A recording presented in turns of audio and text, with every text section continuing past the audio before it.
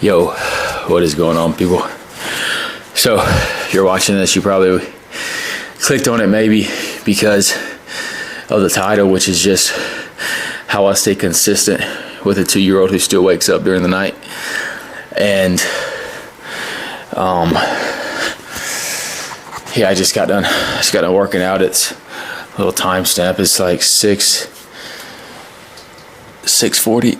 It's 6:40 right now. I woke up at 5, and I usually been waking up at 5:30, but I wasn't always doing that, I didn't always do that. Now, a little intro, my name's Kyle, and I've been working out for about 10 years now.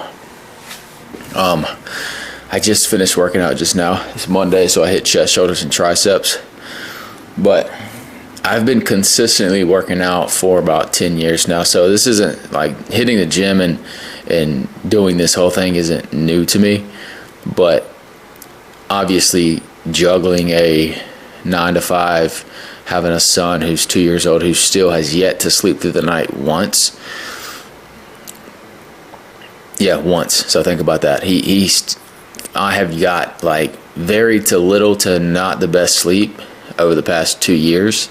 And that's not to say, I'm on a high horse and I'm better than anybody else. I feel like I figured out, not really figured out, but it really just simply comes down to I don't want to be like everybody else. You have that burning desire, but I'll get into kind of how I was able to stay consistent, or how I'm even able to stay consistent even with having a 2-year-old son who still doesn't sleep all the way through the night.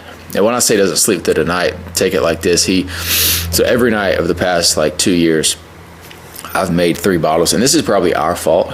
So me and my wife Tristan, this is honestly probably our fault, where this is our first kid, so we didn't know how to get him off the bottle or even train him to sleep in his own bed, right? This is something that nobody teaches you, right? Nobody can teach you this stuff. This is just real life stuff. You got to kind of figure it out on your own. But so he sleeps in the middle of us, and at some point, 6 months ago, we started to sleep in his bed, where we would try to get him to sleep in his bed, kind of get off, away from our bed, just to kind of get him into that routine.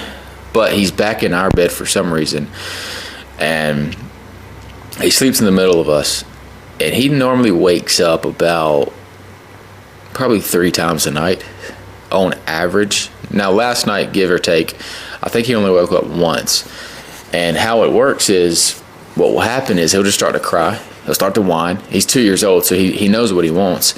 He'll start to whine, and then Tristan or myself, usually, so we have to give him bottles. And I make the bottles every single night, and I put them in the bedside table. And what happens is he'll cry, he'll want his baba. And we either have to give him a bottle of apple juice that's already made, or give him a bottle of a formula that already prepped before. You just got to put the formula in the water, right? So this probably happens on average 2 to 3 times per night, but last night I think it was only 1 time. There's some nights that are better than the others, but I mean, that's apart from the thing. That's just kind of what I go through. But again, not to put me on a high horse to say that, I'm better than you at this, and even though you don't have to do that, I still do that, so what's up? This isn't to say anything like that. This is just to say, regardless of the circumstances, I'm still able to show up because of these 3 topics that I could go back in my mind and think about. And the first one is how I'm able to stay so consistent is my why. And I know it might sound corny, but for the longest, I didn't understand my why. And when you have a son, when you have a child, you don't have to think about that anymore. That they become your why.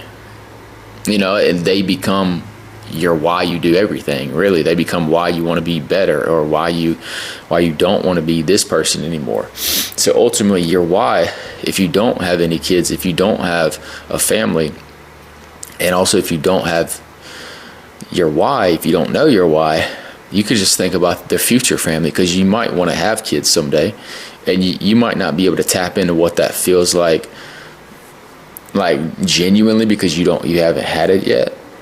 you haven't watched the freaking head pop out of a human body yet. Like that is the most craziest thing that you can see. You haven't watched like the freaking birthing of a child, so you don't understand it. But you can kind of go back and say, hey, this is my future son is going to see me one day. And you just have to always think about that. You just have to think about, even when the alarm hits, you think like when the alarm hit at 5 o'clock this morning, I wasn't like, yo, you should probably stay in bed. You should probably hit snooze. You should probably, you should probably get a little bit extra hours of sleep that you gotta work. Because like I still work a job too. I still have to drive an hour to and from work. I sell life insurance right now. But I just go back to that why. Why is it? I don't want to be average. I want to be in shape for my son. And I ultimately want him to have a good example of what a strong man is supposed to do and what a strong father figure and just a strong man in general is supposed to show up. So that's the biggest thing. That's the reason that I do what I do, right? But other than the why, you gotta have a routine. You gotta have something that you can tangibly do every day. You gotta map it out. And for me, this is what I've done. I've created a routine for myself. And even when something's new, something new like having a kid, you will be thrown off your routine. So if you're a new father, dude, relax, dude. You're going to be thrown. You got to give yourself grace for like a month or two, even a couple months, right? Because you got so many different things you got to focus on, like you putting on as much muscle as possible, and you going and hit PRs in the gym is not important right now. If you're just now becoming a new father, I wouldn't say that's the most important thing. You got to prioritize certain things in your life, but at some point you got to get back on the horse. You got to get back, because they're the ones that's ultimately counting on you. But you got to have a routine. You got to have a structured routine. And look, I'm not about to sit here and come on here and tell you exactly what that routine should be, because ultimately that's something that you got to figure out yourself, or you can hire somebody to do that. Do something a little bit more one-on-one with you. And I do offer that. So if that's something that you want, just hit me up and we can kind of structure that one-on-one thing for you. If not, go find somebody else to kind of really dive in, or just go and sit down, sit your body down and say, hey, what does my ultimate routine look like? And then ultimately the third one is, and this is the one that's the hardest, and this is the one that means the most, and this is the only one that matters, is the non-negotiables. Non-negotiables. It's the daily non-negotiables that you have to do on a day-to-day basis. The discipline that you have to do to say, regardless of what you feel like doing, you got to do it anyways. And that's ultimately really the only thing that matters, is the daily non-negotiables of what you do on a day-to-day basis over a period of time is going to get you to that end result. I know it sounds so simple. It sounds so simple and so easy to do, and ultimately that is the only thing that you have to do, is just do the daily non-negotiables every single day. The mundane, simple task, like every single day. And ultimately, if you do it for a period of time, you will get the outcome that you want. And every time that I look back on my life and I've done this, I've got the outcome. Every time that I didn't do it, every time that I just slacked off, obviously I didn't get the outcome. And you can think about the same thing yourself. Is just, that's one thing that's helped me too. And this is, I'm on a tangent now, but one thing that has helped me is like looking back on my past and saying, hey, look at what you've did here. You've did this. How did you accomplish it? More chances than not, I either obsessed about it, or I just didn't stop. I just kept doing it. It was on my mind constantly, and I just didn't stop. I did it every single day for a period of time. Even the biggest thing that I can ultimately look back on, because this is one thing that I'm very passionate about, is working out. Right? I went from 130 pounds to 194 pounds of lean, 10% body fat, and very, very muscular. No steroids, no peptides. I just been doing this for 10 years. Right? I mean, ultimately, like I'm pretty freaking cut, and I got a decent amount of muscle. But do I want more? Absolutely. I mean, why not? But I know that, you know, up until this point, it's took 10 years to get to where I'm at. So it's going to take another 10 years to get where I want to be, and then another 10 years after that. And it's ultimately just falling in love with the process, falling in love with the journey, you know? And that's,